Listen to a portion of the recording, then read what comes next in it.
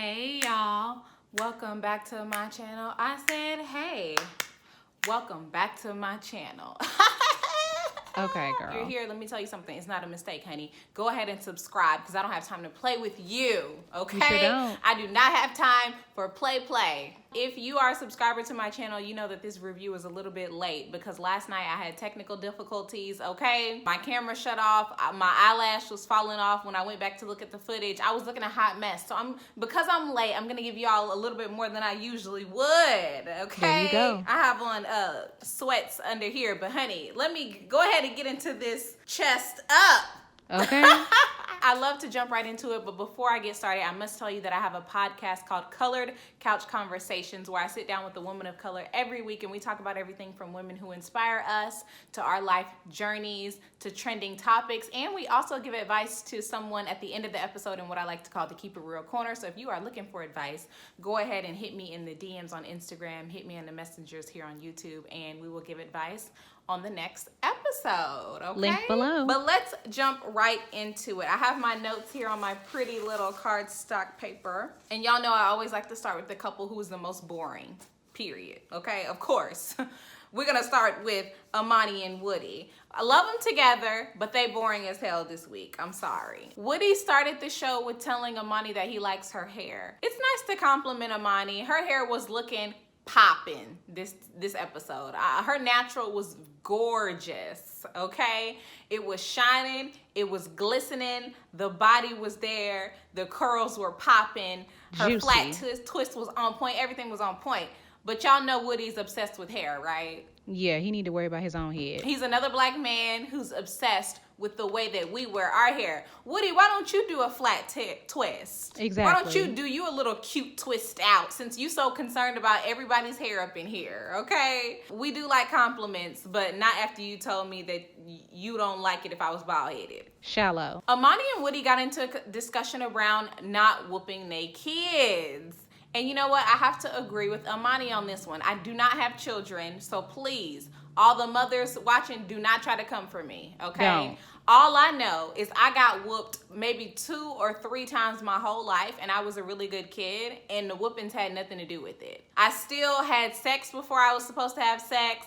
Ooh. I never did drugs because it wasn't in my personality. It wasn't in my spirit or who I was, okay? But whoopings had nothing. I was not afraid of getting a whooping after 12. Because what you gonna do, beat me?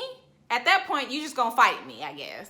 Basically. Like, I don't really think that whoopings equal results. I think that it's follow through. I think it's trust. I think it's a lot of different things. But when I have kids, we will see. A lot of y'all gonna say you don't have the right to speak on it because you don't have kids. This is my business. Mine. My sister was in the Marines, and I have three of them are my sister's kids, and she made them do push-ups, and that really worked. My oldest nephew's 19 and he's in college, so shout out to him. we have to find ways to show kids that when you make mistakes, there are consequences. And the push-ups not only made them great athletes, they got all the way together, honey, and she never had to lay a belt or a finger on them. And I love that. Shout out to my sister. Amani and Woody also found out that one is a night owl and one is a morning person. This actually really reminded me of me and my husband. I'm up until 2 o'clock in the morning every single night, whether I'm looking on the internet, editing video, writing, and he's in the bed by 10 p.m., honey. 9 p.m., 8 p.m. sometimes 7:30. He's up at 5 o'clock in the morning and I'm sleeping until 8. You know what I mean? You can't get up super early when you've been up till 2 o'clock in the morning. I think a lot of times, and we're gonna get into this a little bit later, but a lot of times when people are not married, they have this false sense of what companionship, long-term companionship looks like. And it doesn't look like us watching movies up every night and then you giving me a back massage and rubbing oils on my body, honey. And okay, then now we make sweet love every single night, and then we wake up in the morning and I make breakfast. Like, that's not what marriage looks like. Marriage sometimes looks like that.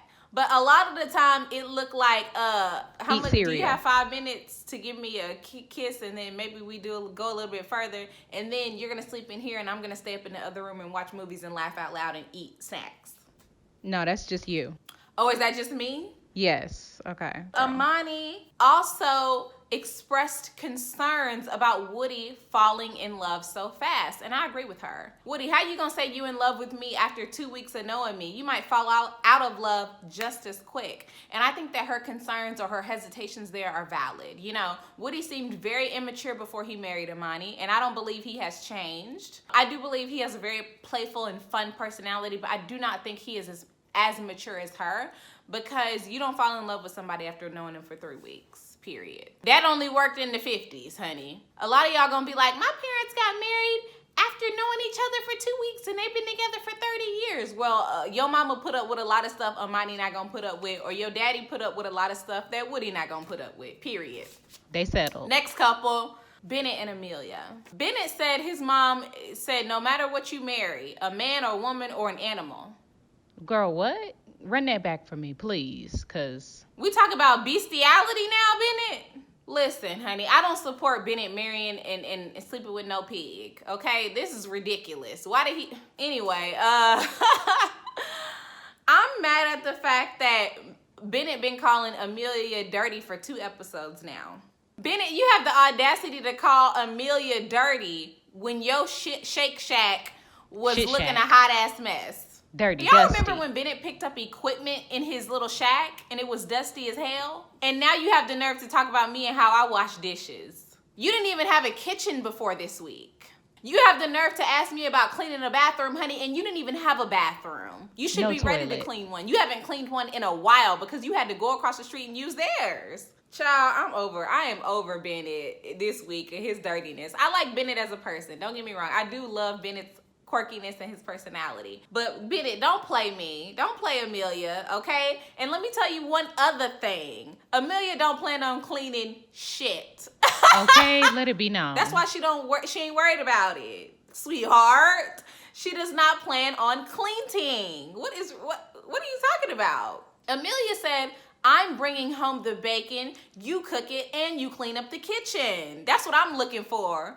That's what I'm looking for. Period. Like, why he think Ameila gonna be cleaning and she over here making 6 figures? Child, I quit my job to do comedy. When I was working in corporate America and making 6 figures, I'll be like, can we get a maid around here? Now that I'm not working, honey, I'm pursuing my dreams. When I tell you I grab a dust rag so fast, I didn't even know how to cook before quarantine, y'all.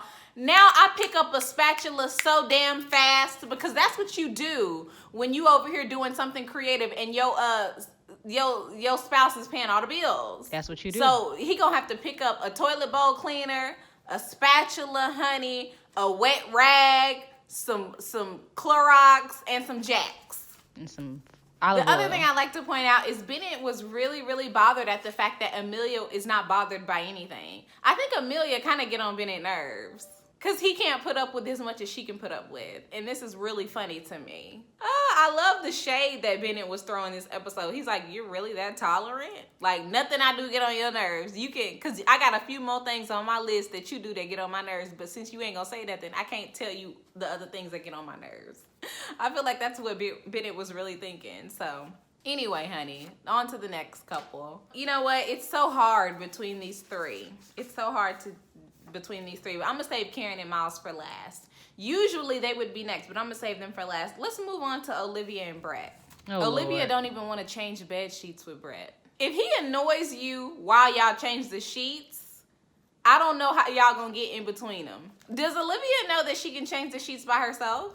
Okay. I don't know if she knows that. Anyway, I wrote down Olivia needs a monkey, not a husband. Olivia needs Michael Jackson's monkey, Bubbles.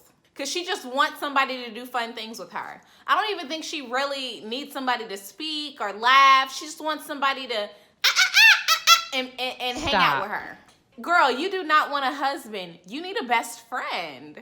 Because you don't want to, you want to go to work. You want to hang out with your best friends. You don't want to have sex. But you want somebody to hang out with. You need a best friend or you need to date a woman with a very low libido. Stop. Brett showed up to game night, Olivia. He was drinking. He was there. He was engaging with what was happening. I'm going to get to Brett in a minute. But at least he was drinking and he was there. She was mad at the fact that he didn't enjoy himself. Let me tell you something, Olivia. Just because you invite somebody to do something or you have a man or a woman that you're dating doesn't mean that they're gonna enjoy themselves. What makes you think somebody gonna enjoy being around you when they don't like you? That part. Or vice versa. I think that if she was with somebody that she really liked, she wouldn't care that he was just there, like, not really into it, but paying attention. And then the other thing I'll say is, what does Brett like? Brett only likes to do things that he likes to do, okay? He don't like spending money. He don't like eating out. He don't like going on vacation. He didn't like the alligators. Damn. He don't like trivia night. Sure didn't. What does he like to do? Nothing from what I can see. He likes to stay at home and watch his savings grow and rock climb and play video games. Brett is not a fun person. I hate to break it to you, Olivia. He's not your match. He's not your match, okay? I hate to get too far ahead of myself, but Brett on the next episode is going to tell Olivia that she's insecure because she doesn't know if he likes her.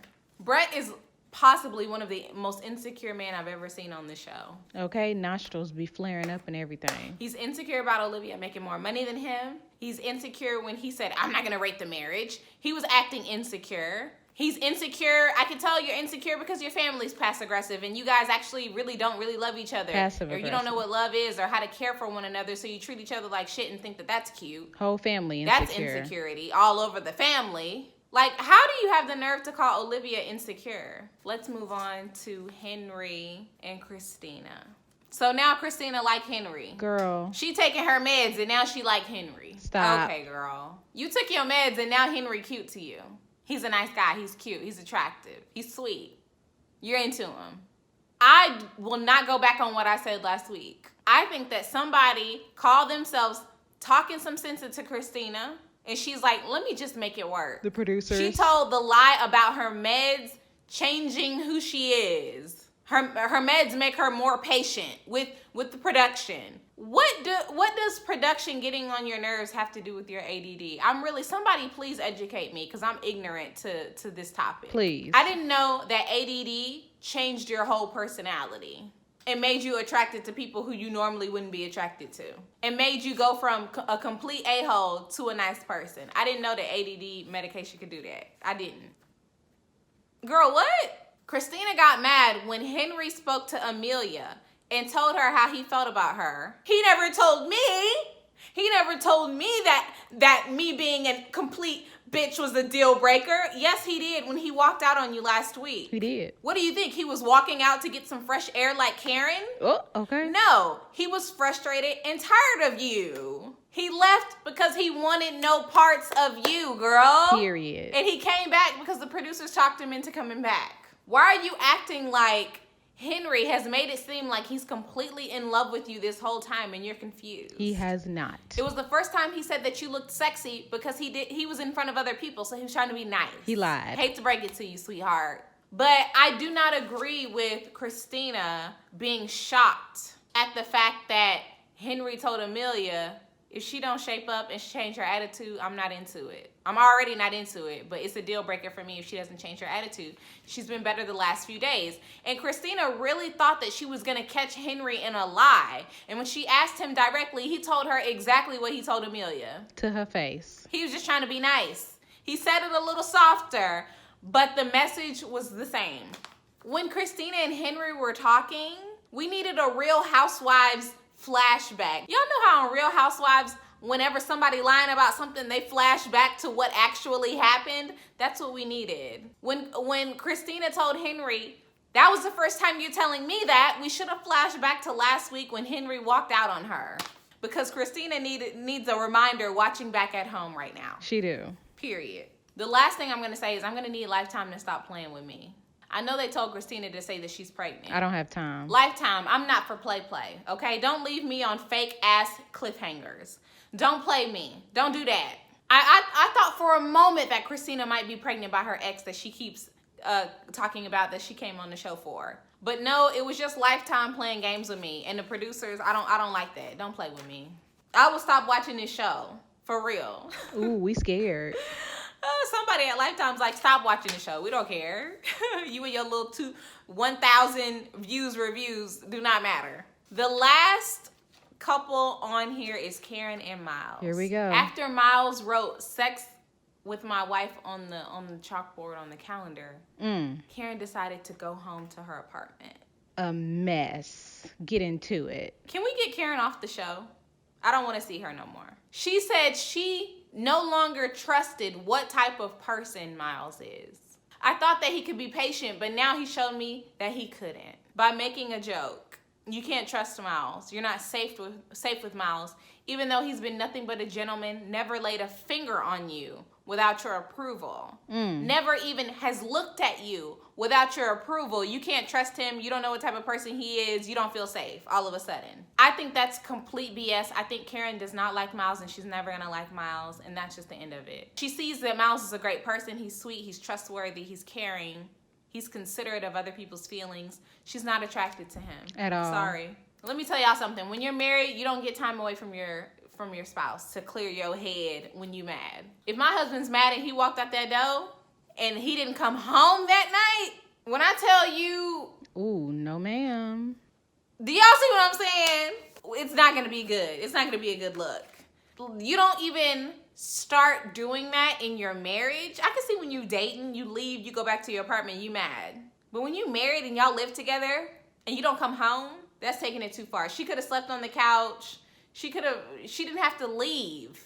I just thought that was extreme. I'm sorry. We got a glimpse into how Miles really feels when he sat down with Woody this week, and I think that Karen is getting on Miles's nerves. I think that Miles has put in ample effort over the last 3 weeks, and he knows how much effort he's put in. And now, the way that Karen reacted really kind of just like threw him off and turned him off, and I think it made him realize that Karen is not really feeling him. Yep. And I think that Karen probably knows that. That's why she's working extra hard to be sweet or romantic or affectionate or whatever she's doing. I don't understand how you can tell somebody that you don't feel safe with them and then come back the next night and sleep with them and then try to kiss them and then act like nothing happened. That part is what I don't get. Telling a man, especially a black man, but any man, telling a man that you don't feel safe is very serious. Very. It's very serious. And production should have taken it more seriously than that as well. Because I just don't understand it. I was really appalled and disgusted by the entire thing. I have to be honest with y'all. I did not like the way that she handled this. Even if she was coerced by the production team, have better judgment. Because this is Miles's reputation at hand. Yes. And I think to turn the lighthearted sort of joke that he tried to make, even if you didn't like it or think it was funny, to turn it into something about your safety, I think it is just wrong. I'm sorry, I'm not into it. I want Karen. I don't care about Karen being on the show no more. I'm sorry. Karen and Christina are trying to be nice this week, and I'm not buying it. At all. Too late. Show your personality. Be the same person every day like Amani and Woody and Ameila and Bennett. Everybody else switching up. I don't like that. The last thing I will say about this episode is what was up with this haircut that Miles had? Girl, what is this? What is that? He needs to keep a fade. And that's the last thing I'm going to say. I hope y'all enjoyed this review. I'm sorry it was a little bit late. Like I said, go ahead and subscribe to my channel if you enjoyed this video. Of course, I want to know y'all's thoughts. And I especially want to know what y'all thought about Karen walking out and spending the night at her apartment, because I think that that's ridiculous. So let me know what you think, child. Please. I will see y'all on Monday. I'm going to be doing a hair tutorial. I'm getting a lot of requests on Instagram and TikTok about my afro. So I'm going to do a little tutorial with you guys. I actually love Carol's Daughter's products, and they sent me some stuff, so I'm going to be showcasing what I use on my hair featuring Carol's Daughter. So I can't wait until Monday so y'all can see that video. I will see y'all later. Bye. Bye.